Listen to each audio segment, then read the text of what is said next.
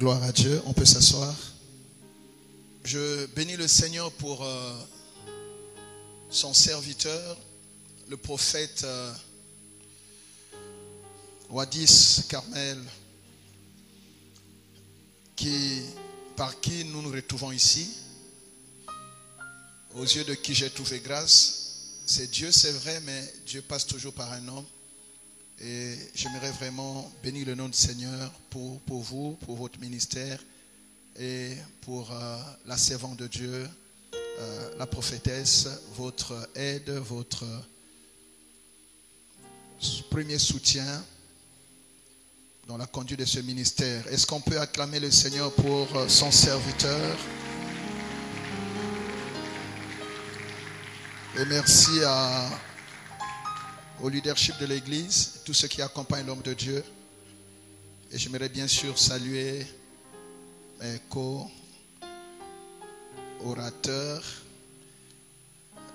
la grâce que j'ai de partager le pupitre avec nos pères qui sont là.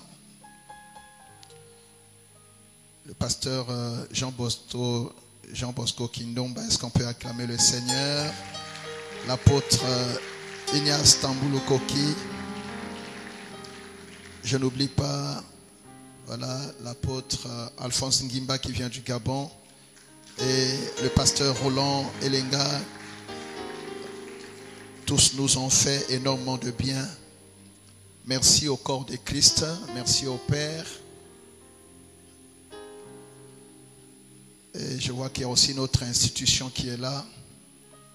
Je suis très reconnaissant. Vous savez, on peut être loin, mais si on n'a personne à nous écouter, notre onction ne sert à rien.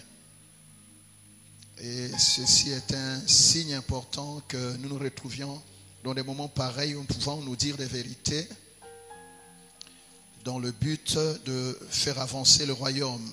Jérémie 51, 31 dit ceci. Jérémie 51, 31 dit ceci. Les courriers se rencontrent, les messagers se croisent pour annoncer au roi de Babylone que sa ville est prise de tous les côtés. Donc il y a des situations qui imposent que les messagers se mettent ensemble, que les courriers se croisent. Il y a beaucoup de choses qui nous sont reprochées, mais si nous-mêmes ne nous faisons pas violence pour nous parler honnêtement, nous serons livrés à la vindicte populaire. Parce qu'aujourd'hui, il y a des gens qui lisent la même Bible que nous, même s'ils ne sont pas ministres de Dieu, mais ils savent de quoi nous parlons. Parfois, nous nous voyons très beaux à nos yeux, nous pensons qu'on a le monopole de la vérité, on fait ce qu'on veut. Non. Les gens voient ce que nous faisons. La Bible dit, nous sommes entourés d'une nuée de témoins. Amen. Les ténèbres ne régneront pas toujours. Alors, la pensée que je veux partager, c'est que Dieu cherche un homme. Dieu cherche un homme. Pour cela, je lis Job, chapitre 28. Je lis le verset 3. Job 28, verset 3.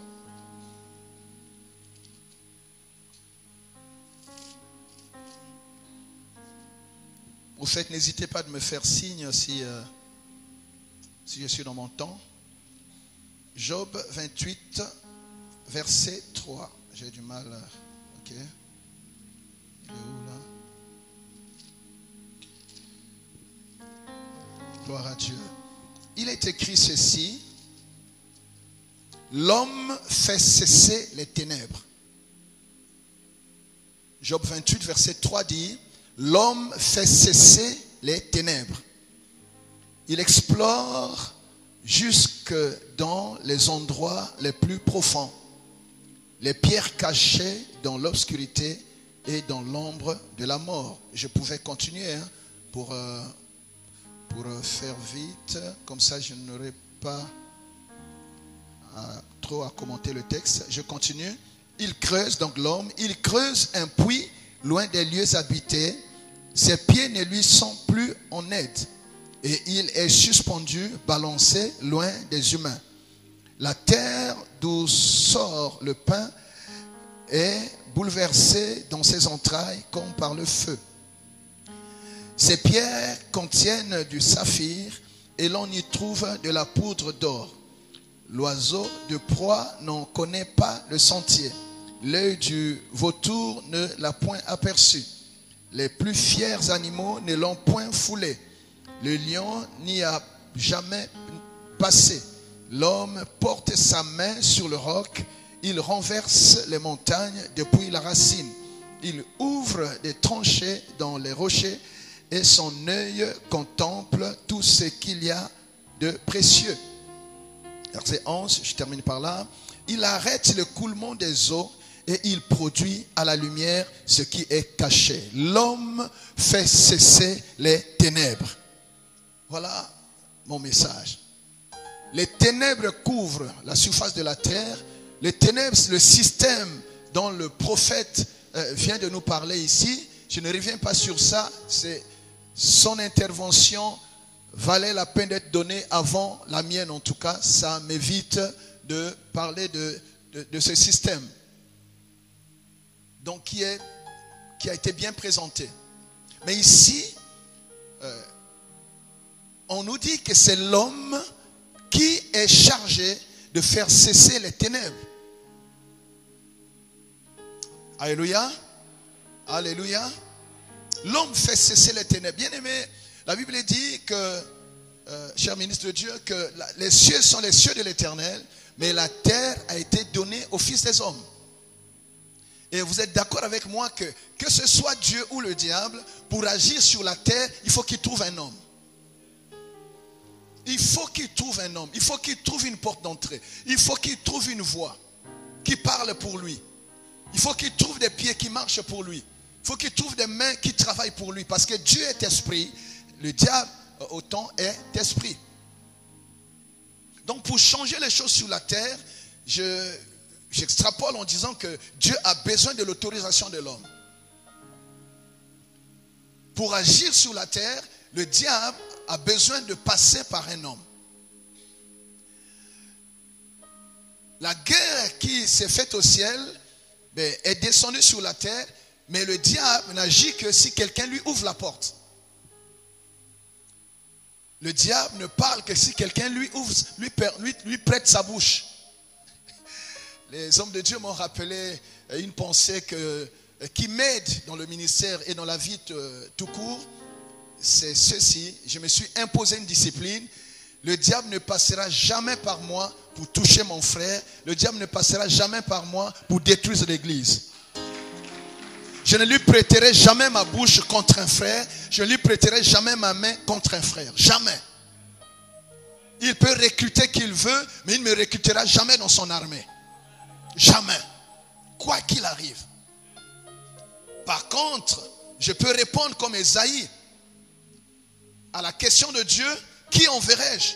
Qui marchera pour nous? Qui parlera pour nous? Là, je me fais recruter dans cette armée pour dire: Seigneur, me voici, envoie-moi. Dieu cherche un homme. Dieu cherche un homme pour arrêter la propagation de ce système qui est en train d'envahir le monde et qui entre dans l'église. Tout le monde ne peut pas se perdre. Vous savez, quand je parle aux hommes de Dieu, je parle avec mon cœur. Amen. Parce que je dis, c'est le lieu où il ne faut pas faire des jeux. Une âme n'a pas de prix. Nous ne sommes pas ministres de Dieu parce que nous serons les meilleurs. Nous sommes simplement bénéficiaires de la grâce de Dieu. Et celui qui est bénéficiaire de la grâce de Dieu, il a la responsabilité de bien faire les choses. La grâce n'est pas un ticket pour faire n'importe quoi. La grâce n'est pas une autorisation, un laissez-passer pour jouer avec les brebis. Je lis cela. Souvent nous oublions la mise en garde. Je crois que c'est Paul qui le dit. À chaque fois que je me lève pour servir, cette mise en garde vient me rappeler à l'ordre.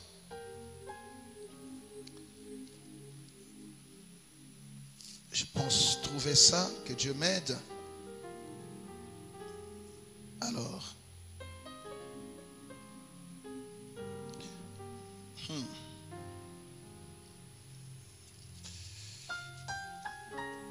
Dieu nous met en garde. C'est un problème quand le gardien veut se passer pour le propriétaire. Et là, il y a tous les travers possibles. Acte 20, 28 dit ceci. Prenez donc garde à vous-même et à tout le troupeau sur lequel le Saint-Esprit vous a établi évêque, pour paître l'église du Seigneur, c'est la suite qui me trouble, qu'il s'est acquise par son propre sang. L'église qui a coûté cher au Seigneur, nous ne sommes que des gardiens, on ne doit pas en faire ce que nous voulons. C'est ainsi qu'à chaque fois que je dois préparer un sermon, souvent je me dis, Seigneur, si c'était toi-même devant ce peuple que tu t'es acquis par ton propre sang, qu'aurais-tu dit à ce peuple? À chaque fois que je veux faire quelque chose dans le royaume, pour l'œuvre de Dieu, je dis, Seigneur, si c'était toi-même, qu'aurais-tu enseigné à ce peuple? Qu'aurais-tu dit toi-même à ce peuple? Vous savez, l'homme, parfois on est autocomplaisant, parfois on fait des choses qui nous plaisent bien. Et là, tout de suite, j'ai dit, ah, ça, si c'était le Seigneur lui-même, il n'aurait pas dit ça, il n'aurait pas fait ça. Et parfois, je déchire un enseignement, je dis à la poubelle. Parce qu'une âme n'a pas de prix. Donc, si dans cette génération, le diable a réussi à recruter des hommes et des femmes qui sont ses relais sur la terre, qui ont même infiltré l'église, bien aimés, nous avons eu le privilège d'être enrôlés dans l'armée de Dieu pour faire cesser les ténèbres. Là où Dieu nous a établis, c'est nous qui faisons cesser les ténèbres. Il y a des choses pour lesquelles nous appelons Dieu. Je l'ai dit hier un peu au soir. Mais Dieu ne répond pas. Pourquoi? Parce qu'il a quelqu'un. Il a Boao à Pointe-Noire. Il a Dadier à Pointe-Noire, ainsi de suite. Il dit, mais vous êtes là-bas. Il dit ceci. Acte 13, 47. Je vous ai établi pour être la lumière des nations. Je vous ai établi. Il nous a établis pour être la lumière des nations. C'est ce pourquoi nous sommes établis. Parce qu'il y a des ténèbres sur la terre et Dieu nous a établis pour que nous soyons la lumière des nations. C'est l'homme qui fait cesser les ténèbres. Donc, quand on a compris cela, mais nous quittons le camp de ceux qui se plaignent. Il ne faut pas seulement se plaindre. Il faut faire cesser les ténèbres. Nous avons ce qu'il faut pour faire cesser les ténèbres. Nous avons la parole de Dieu pour faire cesser les ténèbres. Mais quelle parole? Notre premier instrument, c'est la parole. Papa Jean Bosco nous a dit ici le premier jour, si nous sommes dans... quand nous lisons la loi, mais nous gardons le peuple voilé. Parole, oui. Mais de quelle dispensation? La Bible dit, si la loi est venue par Moïse, mais la grâce et la vérité sont venues par Jésus. Alors, dans cette dispensation, c'est nous parfois par nos enseignements qui maintenons le voile. C'est nous qui, nous ajoutons encore de l'opacité aux ténèbres. Tu vois? Donc nous sommes responsables. Le diable, à ce que je sache, il n'est pas omniprésent. Le diable n'est pas omniprésent. C'est comme ça qu'il a besoin de recruter beaucoup de gens. Quand le diable vient à Pointe-Noire, il trouve que moi je suis en train de faire son travail, il gagne le temps. Il dit, ok, il y a déjà Gustave qui fait mon travail là-bas, je vais recruter quelqu'un d'autre. Voyez-vous?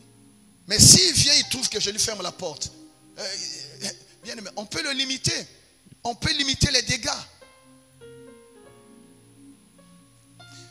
Je parlais du message. Comment est-ce qu'on fait cesser les ténèbres?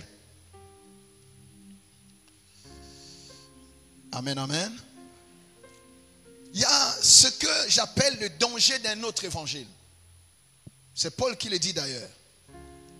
Un autre évangile. quel est l'évangile que nous prêchons? Quel est le message que nous donnons à l'église du Seigneur? Galates 1, je lis à partir du verset 6. C'est Paul qui dit: je m'étonne que vous vous détourniez si promptement de ce qui vous a, de celui qui vous a appelé par la grâce de Christ, pour passer à un autre évangile. Beaucoup d'entre nous sommes passés à un autre évangile. Tout à l'heure, le prophète a dit, quand Dieu appelle Paul, Dieu fait toutes choses pour un but. Quand Dieu nous appelle, il nous dit exactement ce qu'il attend de nous. Où est-ce qu'il nous envoie? On n'est pas témoin sans message. On a reçu le message. On a reçu une direction. Dieu, quand il nous appelle, il dit ce qu'il attend de nous et il nous dit où est-ce que nous allons, où est-ce que nous devons travailler. Et ici, Paul est étonné que ceux qui ont été appelés, établis par la grâce de Dieu, se soient détournés aussi promptement. C'est-à-dire on se détourne à vive allure et au point parfois on fait des accidents. Notre message a tellement évolué que parfois Dieu est étonné. Parfois Dieu dit, mais qui lui a dit de dire ça? Il a pris ça où? Nous sommes dans une lutte, parfois des révélations qui ne transforment personne. On est à la quête des messages. C'est comme si on veut réécrire la Bible. On s'est éloigné de la parole de Dieu qui est devenue si simple. Jésus a enlevé le voile, mais nous voulons encore mettre les gens dans le voile. Nous ramenons l'église dans les ombres. Dans les ombres. On dit que c'était l'ombre des choses à venir, mais nous on pense que il faut, ce que Jésus a fait là, c'est pas suffisant. On repart dans les ombres. Et on est fiers des révélations et tout, mais qui embrouille l'église, qui ne clarifie pas les choses. Tu vois, nous ajoutons encore ténèbres aux ténèbres, parce que nous sommes éloignés si promptement de celui qui nous a appelés. Verset 7. Non, pas qu'il y ait un autre évangile, mais il y a des gens qui vous troublent et qui veulent renverser l'évangile de Christ. Il y en a qui veulent renverser l'évangile de Christ. L'évangile qui est la puissance de Dieu pour le salut de quiconque croit. Mais nous pensons qu'il faut améliorer ça, il faut amender, il faut ajouter des choses. Parfois on ajoute, Paul il le dit encore, un joug au peuple. Tu vois? Bon, moi je suis parfois, j'admire parfois des révélations impossibles. Après je me dis, bon, est-ce que ça a sauvé quelqu'un ce truc? Après on s'encourage entre nous, au Panzi, non, est-ce que ça a sauvé, est-ce que ça a rapproché quelqu'un de Dieu? Tu vois? Le danger d'un autre évangile, c'est subtil. Le diable c'est un falsificateur, comme le Dieu l'a dit tout à l'heure. Quand il vient,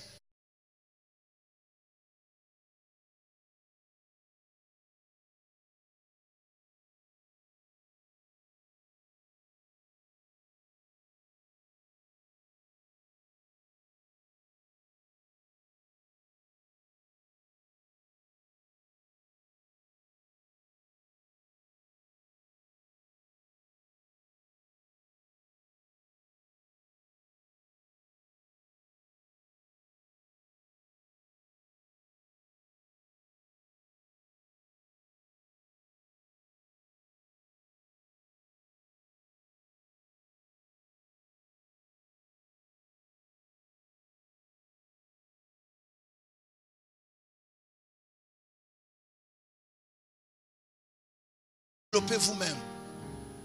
C'est un problème. Amen. Je ne dis pas que c'est mauvais, mais ça ne peut pas remplacer l'évangile. Ça ne peut pas être le centre de notre message à l'église du Seigneur.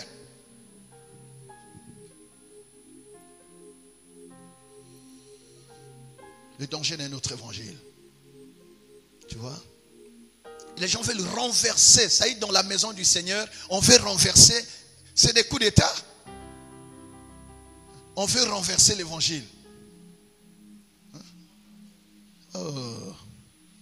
Mais quand nous-mêmes, quand un ange du ciel annoncerai un autre évangile, qui est celui que nous vous avons prêché, qu'il soit anathème. Nous l'avons dit précédemment et je le répète à 7 heures, si quelqu'un vous annonce un autre évangile que celui que vous avez reçu, qu'il soit anathème. Le problème c'est que nous voulons être trop gentils, plus gentils que même le Seigneur. Quelqu'un vient sur ta chair, tu sais qu'il est en train de renverser l'évangile, bien-aimé, ravis-lui le micro. Non, mais la parole est une sémence. Dès qu'elle est sémée, c'est difficile de la retirer. Quand je dis ravi, bon, après il faut la manière, je sais, c'est une façon de parler. Hein? Mais il ne faut pas. Il faut pas. C'est pour ça que je n'arrête pas de dire merci à l'homme de Dieu. Parce que la chair ici, c'est là où on bâtit des vies, mais c'est là où on peut détruire des vies.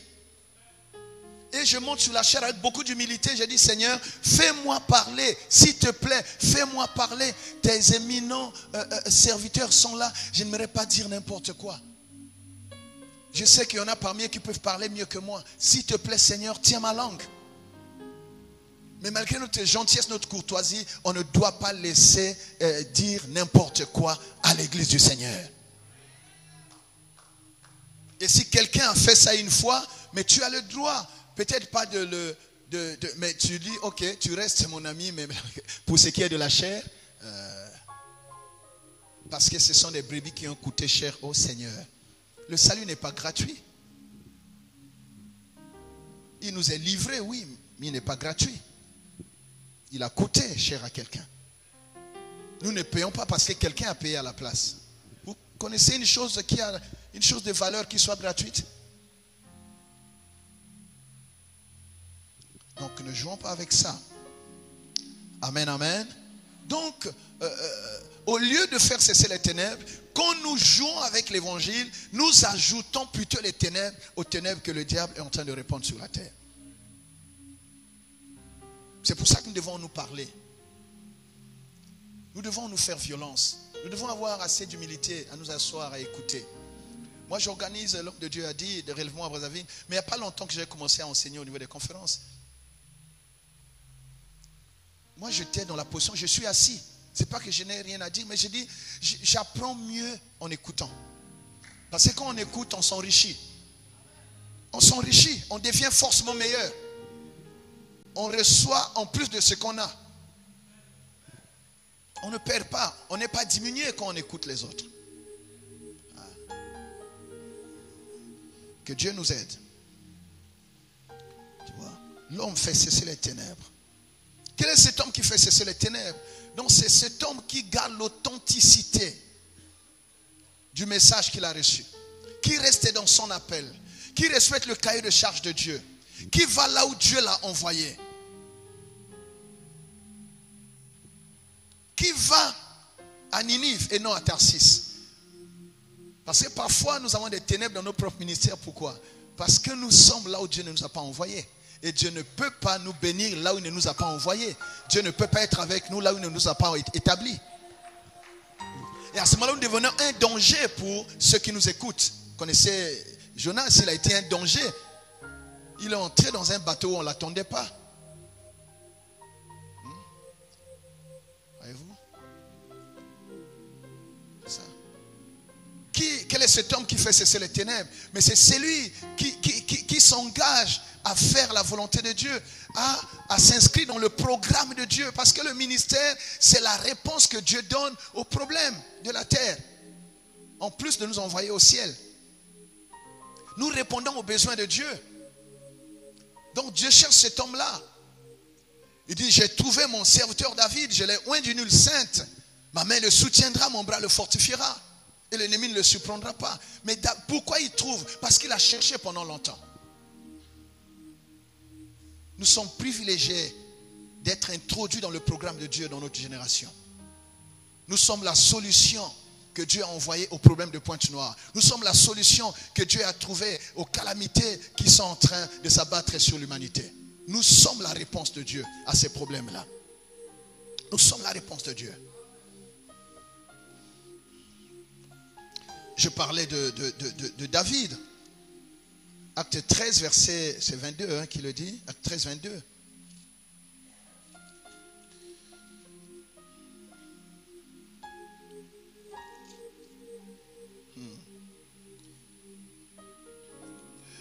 Puis l'ayant rejeté, il le ressuscita pour roi David.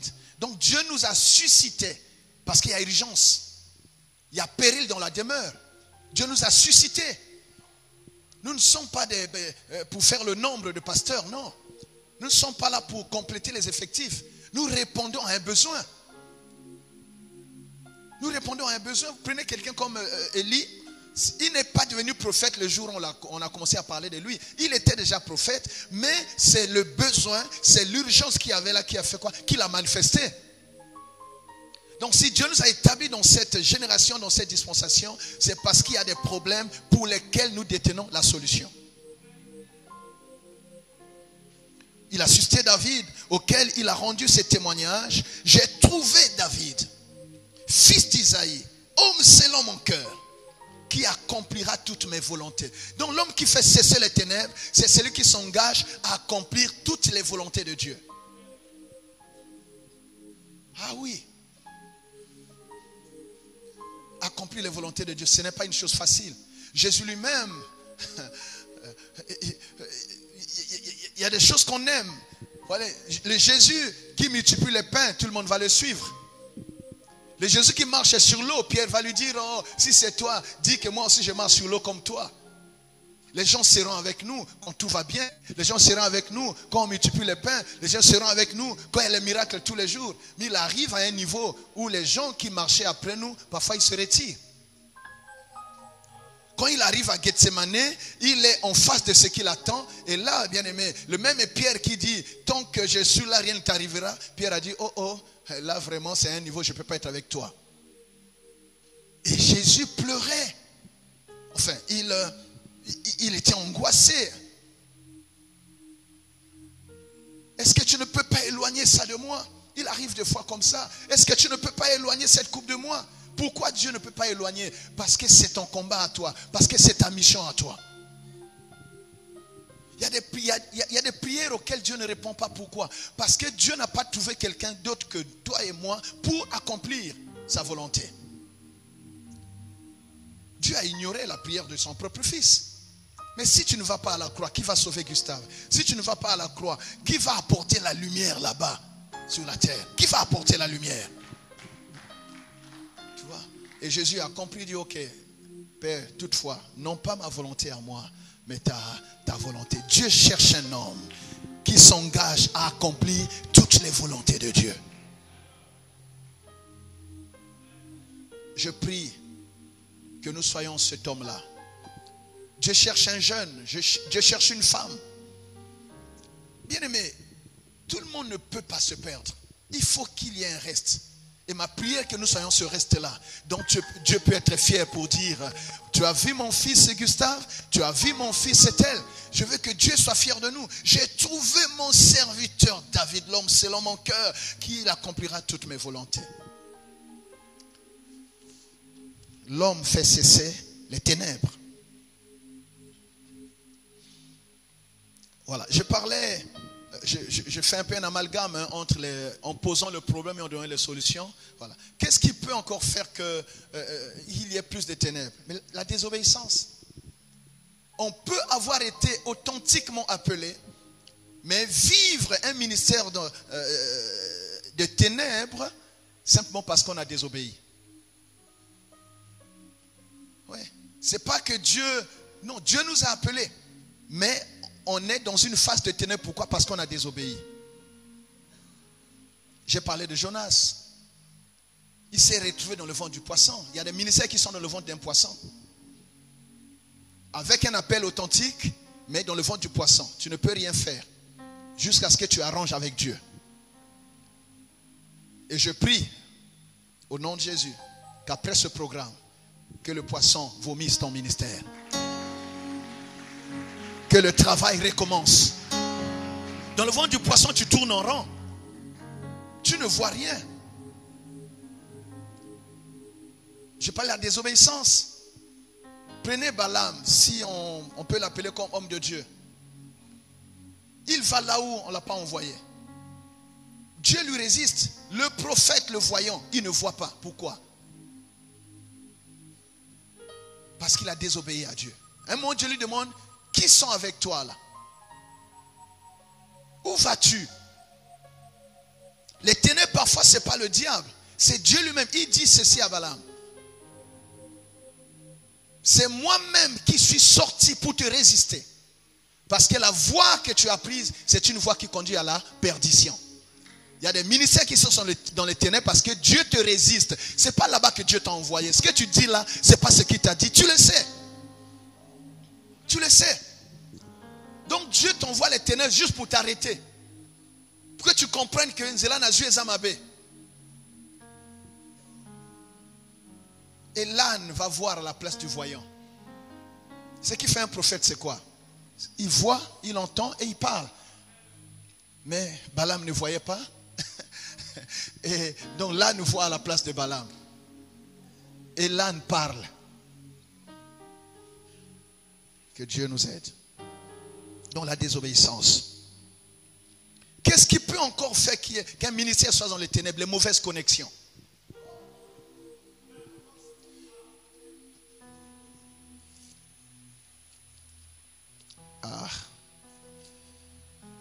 J'ai dit que les pères étant là, j'ai le droit de me tromper. Ils pourront.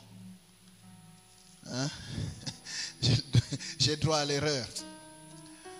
Jérémie 2, verset 37. De là aussi, tu sortiras les mains sur la tête, car l'Éternel rejette ceux en qui tu te confies, et tu ne réussiras pas auprès d'eux.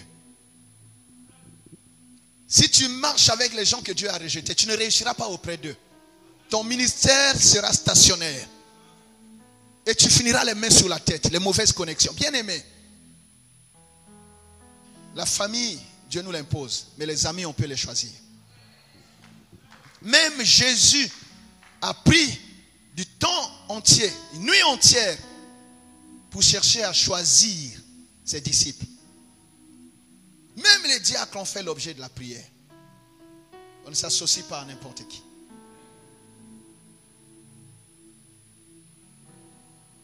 Je ne dis pas qu'on se bloque, qu'on soit seul, non. On peut être dans le corps, mais voilà, ce n'est pas tout le monde qui doit entrer dans notre cercle. Non, on s'est dit la vérité.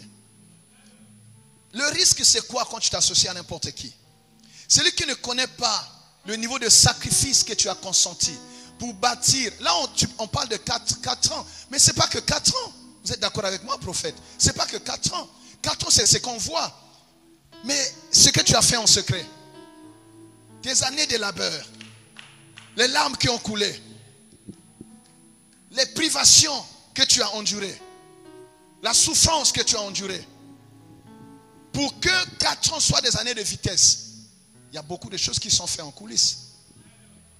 Maintenant, tu prends n'importe qui ne sait pas sacrifier avec toi, mais il peut détruire en 30 minutes, en 1 heure, ce que tu as bâti avec beaucoup de sacrifices. Tu dois être la première personne à respecter ton propre sacrifice. Et les choses de valeur, on ne les donne pas à n'importe qui. Vous allez voir Jésus. Jésus avait 12, mais ce n'est pas à n'importe qui qu'il a tout laissé. Qu'est-ce qui tenait à cœur? Au cœur de Jésus, 2 choses. Sa mère et l'église. Il n'a pas laissé à n'importe qui. Il a laissé sa mère aux disciples qui l'aimaient. Jean. Il a laissé à l'église aux disciples qui aimaient Jésus. Donc qui l'aimaient. On ne donne pas les choses précieuses à n'importe qui. Dit Jean, femme, voici ton fils. Jean, voici ta mère. Il a sécurisé sa mère. Il a donné à Jean. Parce qu'il savait que Jean ne pouvait pas le trahir. Et Pierre, malgré évidemment toutes ces choses, je ne dis pas qu'on... Vous savez, Pierre montre aussi comment est-ce que Dieu est miséricordieux. Amen. Il peut avoir des petites choses. Mais Jésus savait pertinemment que Pierre l'aimait. Pierre était sincère. Il lui a donné, malgré tes erreurs là, c'est pas grave, ça peut passer. Même tu, comme tu m'aimes, paie mes brebis. Celles qui m'ont coûté cher. Ce qui nous a coûté cher, prophète, on ne donne pas à n'importe qui. Il y a des gens qui ont été trahis. Tu laisses l'église à une personne. Dès que tu reviens, celui qui est passé, qui était un itinérant, mais il détourne les âmes. Il prend les adresses de tous les fidèles. Il prend tel que je suis là. Prophète, tu ne verras pas que je développe une relation particulière avec tes enfants. Non. Sauf si toi-même tu dis, voilà, pasteur Gustave, je te confie tel enfant et tout. Je vous le dis. Je ne le fais pas. Je ne le fais pas. Mais il y a des mercenaires comme ça. Ils passent à ton église et ils choisissent les âmes. Ils commencent à avoir une relation directe avec ces âmes-là. Ils commencent à leur proposer des choses, à leur donner des révélations. Et comme les brebis.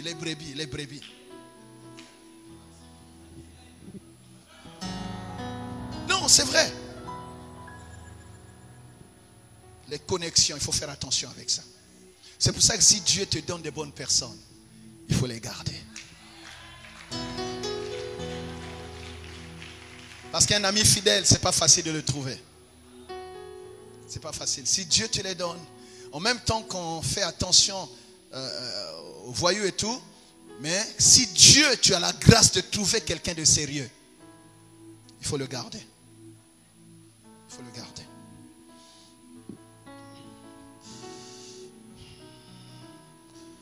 Voilà. Qu'est-ce qui apporte les ténèbres? C'est le feu étranger. Le feu étranger. Ça aussi, ça fait que les ministères qui brillaient hier, aujourd'hui, soient dans les ténèbres. Ils ont été empruntés un feu étranger. Ils l'ont amené dans le sanctuaire. On ne peut pas servir Dieu en empruntant la puissance du diable. Non. Non. C'est une trahison, haute trahison. Et les traîtres, on sait comment on les traite. Qu'est-ce qui fait ça? C'est la recherche de la vaine gloire. Je veux prêcher comme papa Jean Bosco Kino, comme papa. Comment c'est possible? Je pourrais prêcher comme lui. C'est pas possible. Je peux pas. Je peux pas prêcher comme papa Boao. Je peux pas prêcher comme l'apôtre Dadier. Je peux pas prêcher comme le pasteur Roland. Je peux pas prêcher comme le prophète Wadis. Non, comme mon frère. Je peux pas. Je peux pas. J'admire. Je bénis Dieu. Mais je respecte ce que Dieu m'a donné. Je me contente de ce qu'il m'a donné. Et je prie, s'il peut m'ajouter, qu'il me fasse grâce. Mais je ne peux pas envier. Je ne peux pas envier, vouloir être comme. Parce que en voulant être comme, si on ne peut pas, la haine peut monter dans le cœur.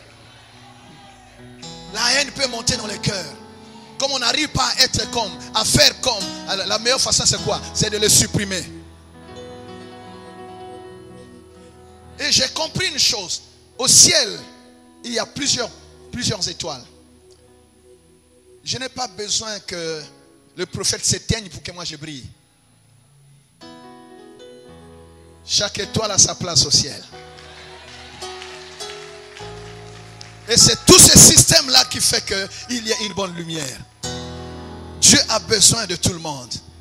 C'est ça qui attire aussi les... Je parlais du feu étranger. Je crois, je prie. Je crois que ce n'est pas notre cas, mais il faut quand même en parler. On ne peut pas servir Dieu avec les histoires des ténèbres. Non, non, non, non. Ah, non. Après, on peut dire ça, non. Les gens peuvent toujours dire, ah, à côté, mais quand tu ne te trouves pas là-dedans. Quand tu ne te trouves pas là-dedans. Amen, amen, amen. Voyez-vous? Alors, qu'est-ce qui attire encore les ténèbres dans l'église? Les guerres de positionnement. Les guerres de positionnement. Au lieu de se mettre ensemble pour un plus grand éclat, mais on cherche à éteindre les autres. On cherche à faire disparaître les autres. Et jusqu'au niveau où on peut arriver à s'empoisonner. Les choses qu'on ne fait même pas dans le monde, nous arrivons à le faire dans l'église du Seigneur.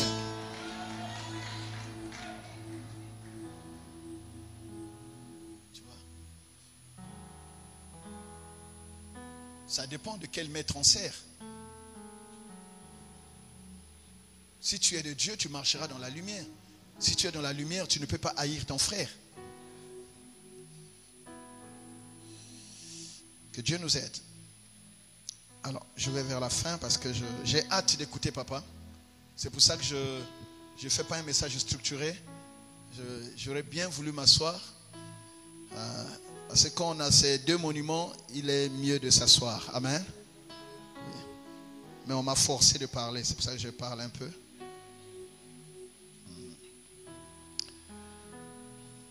Je parlais de... Je reviens sur ça parce que le fond, en fait, c'est ça. C'est au niveau du message. Ce qui fait l'église, c'est quoi? C'est le message et le messager. C'est pour ça que quand Jésus, il veut régler les problèmes de l'église de l'Asie mineure, il ne parle pas à tout le monde. Il parle à l'ange de chaque église. L'être envoyé à l'ange de l'église d'Éphèse. Ça dit, il veut résoudre les problèmes qu'il y a à l'église d'Éphèse, mais il parle à cet ange-là. C'est pour ça que nous nous parlons entre nous. Faisons attention au message. J'ai parlé de l'autre évangile. Vous vous rendez compte? À l'église du Seigneur, là où Jésus a tout accompli, on parle plus de Satan et des démons, plus que du Sauveur, plus que de Jésus. Est-ce que c'est normal? Donc parfois Jésus elle a dit, mais ces gens-là, je les ai sauvés. Comment ils parlent de mon adversaire, de mon ennemi, sur ma plateforme à moi? C'est-à-dire, on fait la publicité de l'ennemi plus que de celui qui nous a appelés, s'il vous plaît, et qui nous a établis sur son église. C'est un problème. Parfois, le diable est surpris de la notoriété qu'on lui donne dans l'église du Seigneur. Vous croyez qu'eux, là, ils parlent de Jésus dans leur temple? Est-ce qu'ils parlent de Jésus dans leur temple? Non, on est entre nous. Est-ce que vous croyez que quand les ngangas se réunissent, quand les gens des loges se réunissent, est-ce qu'ils citent Jésus comme nous citons le diable et les démons? Il y a tellement de choses à dire sur la croix.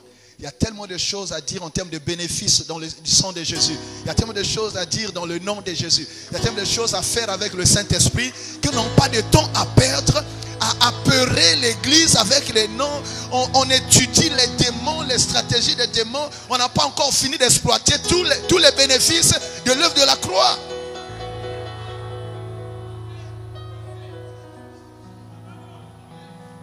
Je suis à l'aise en parlant de ça parce que j'ai juste sorti de plusieurs écoles, cher Père. Moi, je suis converti à l'église protestante. Mes parents étaient des baptistes. Après, je suis passé au combat spirituel. C'est pour ça que je peux en parler. Amen, amen, amen. Et je n'insulte aucune école. Je les respecte parce que de toutes ces écoles, j'ai reçu des choses. Mais, quand le voile est ôté, je sais faire la part des choses. Amen, amen, amen. Il y a des messages. Je parlais du développement personnel. Tu vois, on est dans les stratégies purement humaines. Alors qu'il y a des écoles spécialisées où on peut apprendre ces choses-là. Tu vois? Or, tu vois, on pense que l'évangile est faible et il faut le renforcer avec tout ça. Non. Non. L'évangile est autosuffisant. La foi vient de ce qu'on entend. Ce qu'on entend vient de la parole de... Ah, pas de Dieu. La parole de Christ. C'est là. Tout n'est pas parole de Christ dans la Bible. En fait, mon propos ce matin, cher Père, c'est juste me focaliser sur le messager que nous sommes. L'église est ce qu'est son messager, son ange. L'église devient le message qu'elle entend. Romains 10.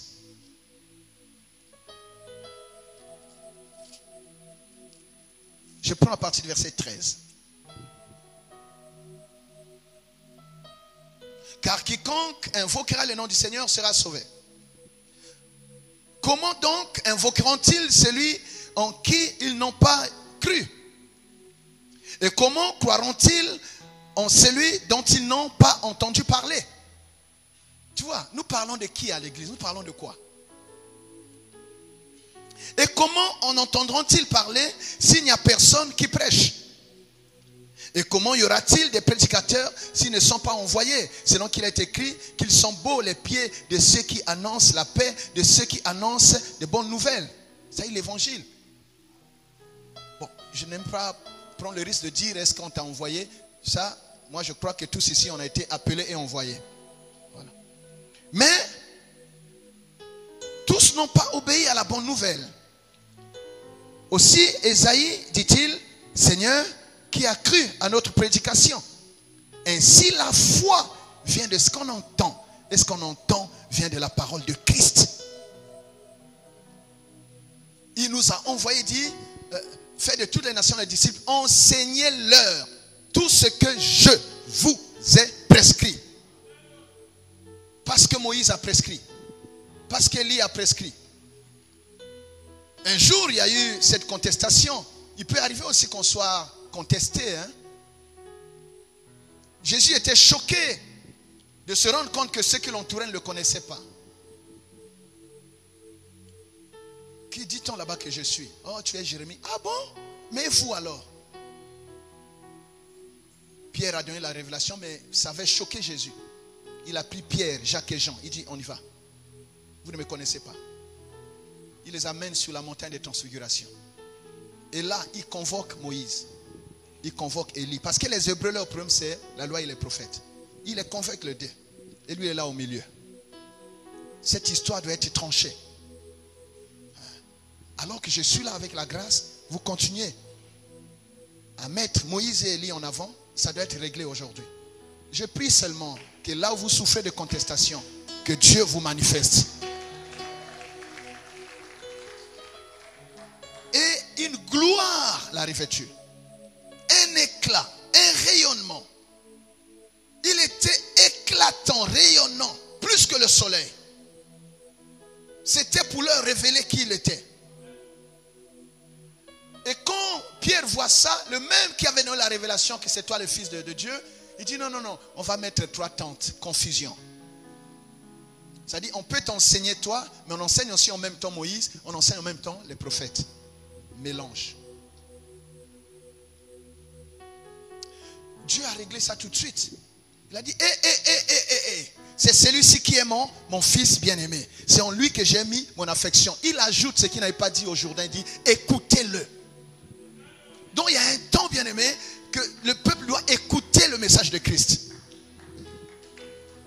C'est-à-dire, ils sont 3, mais il y a un seul que vous devez écouter, c'est Christ.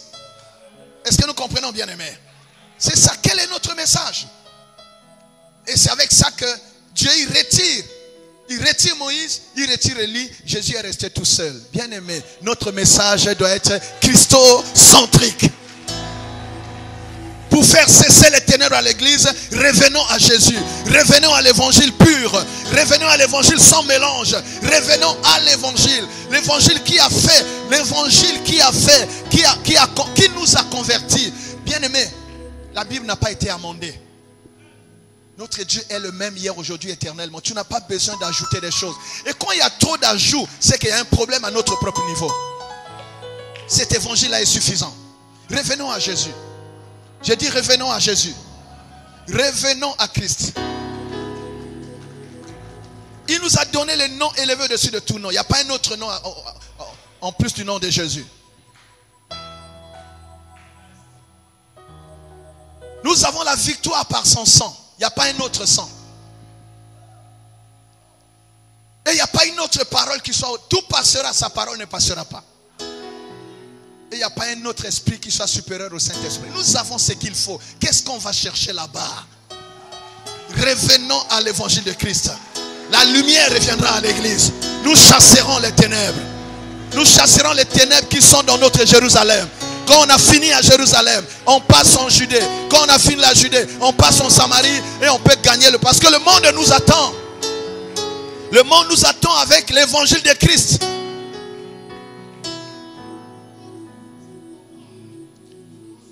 Est-ce qu'on peut finir là?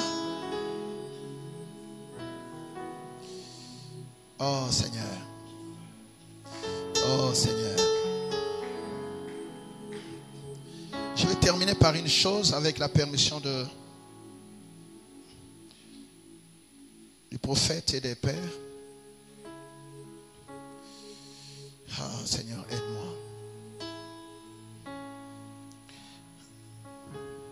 Nous n'avons pas à nous battre parce que chaque luminaire a sa place.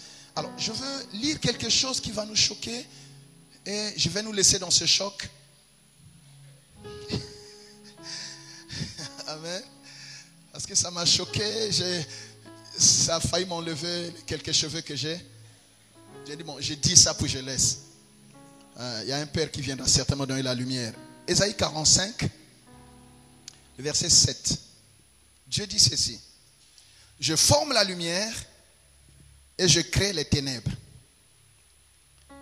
Je donne la prospérité et je crée l'adversité. Moi, l'Éternel, je fais toutes ces choses.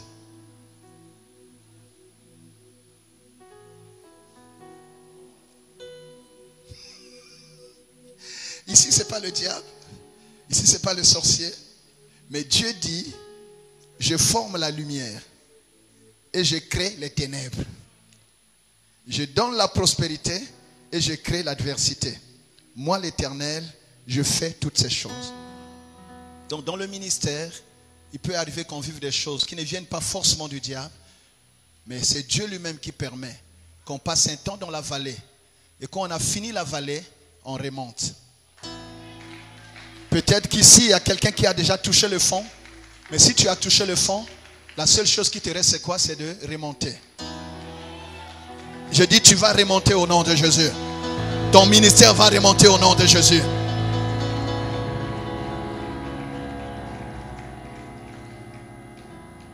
Et dans un temps de ténèbres, parfois même nos meilleurs alliés peuvent nous quitter.